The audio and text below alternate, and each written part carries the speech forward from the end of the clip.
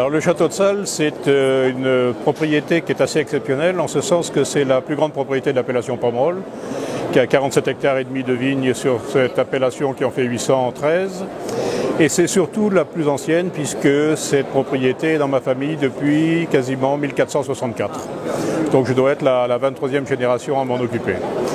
Les vins de Château de Salles sont caractérisés par le fait que c'est des vins tout en plaisir, en charnu.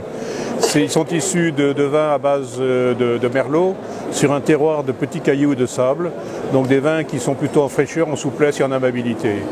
Et en fait, c'est moi qui fais le vin, aidé par mon collaborateur Frédéric Laborde. Et c'est des vins qui sont... je suis en quelque sorte un égoïste. Je fais un vin pour me faire plaisir avant tout. Et pour le plaisir de ceux qui vont le boire. Pour moi, le sens du mot partage est important.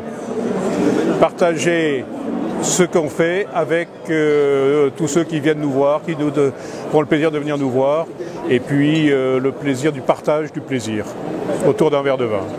Ce qui est important, c'est que celui qui fait le vin fasse un vin tel qu'il aime.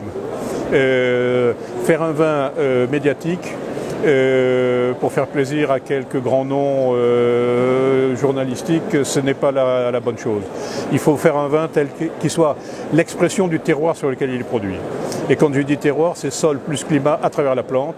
Et l'homme, par son travail, avec l'aide de la technique, doit sortir le maximum de cette qualité sans que la technique prenne le dessus sur le reste. Le vin doit rester l'expression du terroir sur lequel il est produit.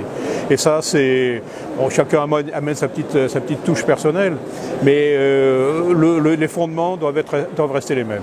Mais c'est sûr que les vins que je fais sont différents de ceux de mon père, et ceux qui seront faits dans quelques années seront un peu différents. Mais il y aura toujours cette rondeur, cette souplesse, voilà.